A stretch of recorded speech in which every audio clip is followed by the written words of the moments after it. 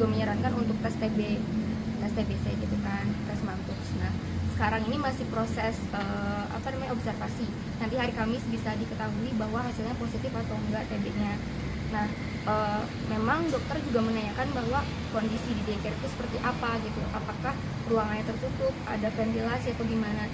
Dan memang saksi-saksi juga menyatakan, guru-guru menyatakan bahwa di daycare itu AC-nya itu jarang dicuci gitu, dan tidak ada ventilasi. Pokoknya sirkulasi udara tuh di sana buruk gitu kan. Makanya ya jendela nggak pernah dibuka. Makanya anak saya terus beberapa anak lain di sana tuh sering batuk-batuk, bahkan anak saya 2 bulan tuh gak sembuh-sembuh gitu kan. Nah, hasil ronsen itu juga ada skoliosis ringan di badan anak saya. Saya masih nanya sih ke dokter apakah ini karena benturan atau karena apa gitu. Dokter bilang ada kemungkinan karena benturan, tapi ini harus dikonsultasikan lebih lanjut ke dokter ortopedi. Jadi kami pun belum mendapatkan hasil yang jelas ya. Ini hasil kan saya izin di kontak.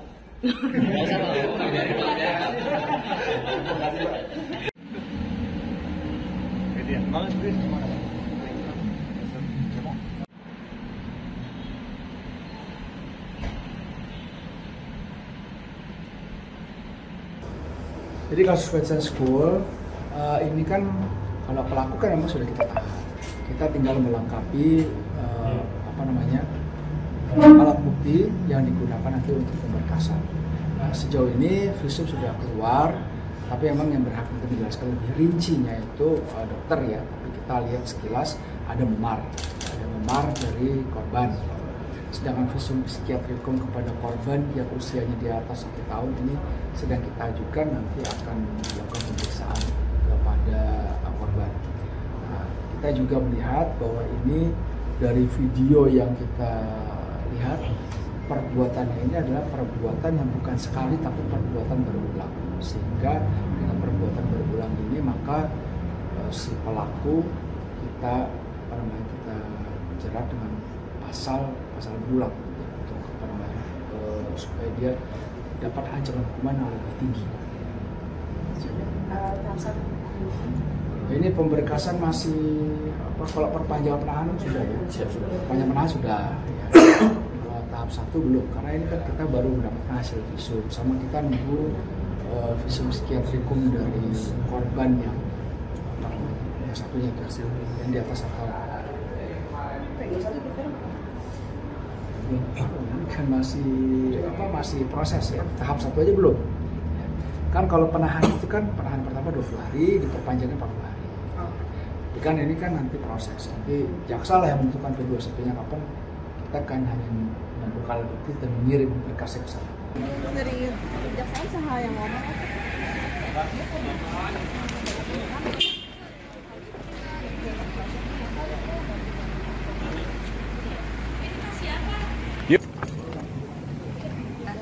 Sebelumnya nggak ada. Terakhir itu kita periksa ke dokter anak saya ya, itu bulan Februari, bulan Maret. Nah itu tuh karena sakit biasalah, sakit musiman, karena kan masih musim hujan juga kan ya waktu itu gitu. Nah terus kita cek lagi ke dokter tuh tanggal 12 Juni, itu setelah sesaat kasus pemukulan itu kan. Nah 12 Juni di situ anak saya ada demam, batuk, pilek, sama memar-memar tuh badannya.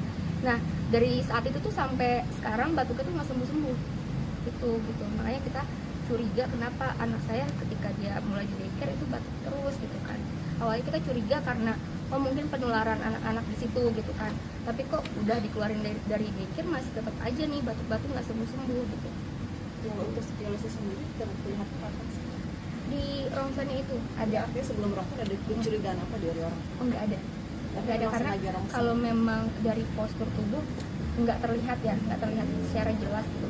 Jadi postur rongsennya itu di paru-parunya terlihat ada skoliosis ringan juga.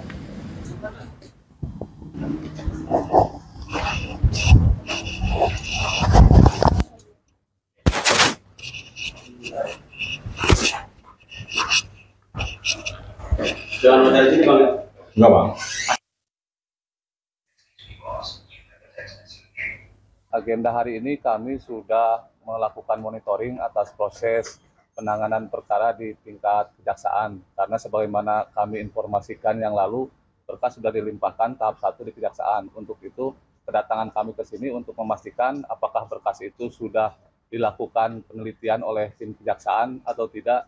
Dan yang kedua, kami ada menambahkan bukti tambahan terhadap anak korban ini.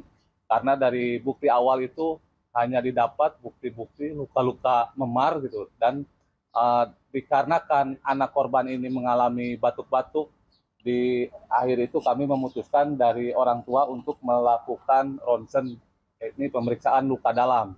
Jadi berdasarkan hasil ronsen itu, kami sudah mendapatkan informasi bahwa anak korban khususnya yang berusia 2 tahun mengalami pneumonia dan skoliosis.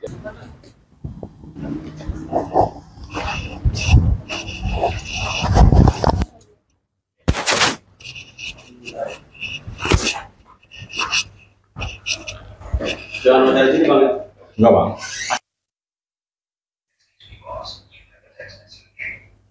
Skoliosis itu, pneumonia itu ada radang paru-paru di anak korban ini. Jadi atas bukti itu kami koordinasi dengan jaksa untuk ditambahkan sebagai barang bukti, karena kami meyakini dengan ada bukti tambahan ini pelaku ini telah melakukan penganiayaan yang mengakibatkan luka berat dan ancaman hukumannya bisa maksimal 5 tahun. Artinya gini Bang, ada perubahan pasal-pasal di sana Bang ya? Kalau pasal-pasal saat ini tidak ada perubahan, karena di pasal itu kan ada 2 pasal, 80 ayat 1 dan ayat 2, yang mana yang ayat 1 itu mengakibatkan luka ringan dan yang ayat 2 itu mengakibatkan luka berat.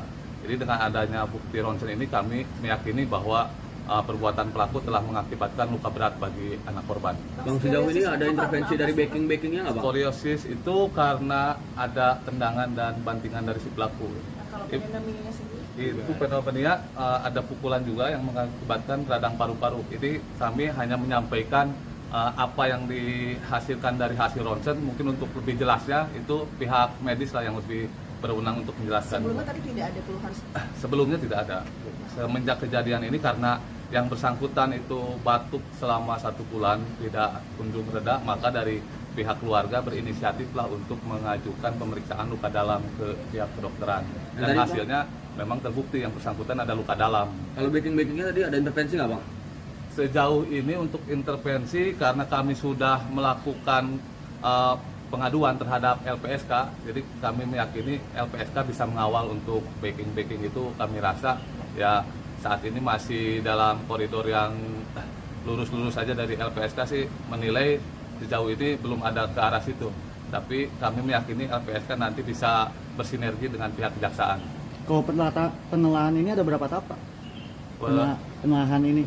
Penelahan di kejaksaan ini tahap pertama penelitian. Untuk penelitian ini kurang lebih prosesnya sekitar 14 hari. Jadi nanti dari 14 hari kalau memang menurut kejaksaan berkas sudah dinyatakan lengkap, baru proses pelimpahan tahap 2, yaitu tersangka dilimpahkan ke kejaksaan dan untuk kemudian disidangkan. Tapi kalau memang ada nanti kekurangan berkas, akan ada P19 berkas dikembalikan ke pihak penyidik untuk dilengkapi. Kurang lebih 14 hari lah prosesnya. Ini kan berkasnya memang belum diserahkan ya, berarti ke sini. Sudah diserahkan, sudah di sini, berkas sudah di kejaksaan. Dari kami pastikan berkas sudah di kejaksaan, masih dalam proses penelitian oleh jaksa peneliti. Ada berapa jaksa yang tunjuk Bang untuk penanganan ini? Jaksa ya, kalau jaksa sih untuk jaksa peneliti ya 1 orang. Kalau gambaran kira-kira si pelaku ini bakal kena pasal berapa dan hukumannya berapa tahun ya? Kalau berdasarkan bukti yang kami miliki saat ini, seharusnya pelaku bisa dikenakan pasal yang mengakibatkan luka berat gitu, dengan adanya luka dalam ini, pasal 80 ayat 2 di Undang-Undang Perlindungan Anak. Ancamannya Bang? Ancamannya 5 tahun penjara. Kalau tuntutan korban sendiri apa sih Bang? Ya kalau tuntutan korban sih nggak muluk-muluk, yang penting proses ini berjalan dengan lancar, tidak ada intervensi dari pihak manapun, pelaku bisa mendapatkan hukuman yang setimpal. Tadi kan yang Abang sampaikan ada anak si korban dapat cedera skoliosis ya? Iya.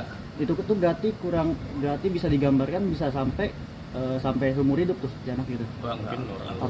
Pasalnya kan memang mengaturnya ancaman 5 tahun maksimal. Maksudnya si bayinya ini? Lukanya ya bisa mengakibatkan cedera seumur hidup.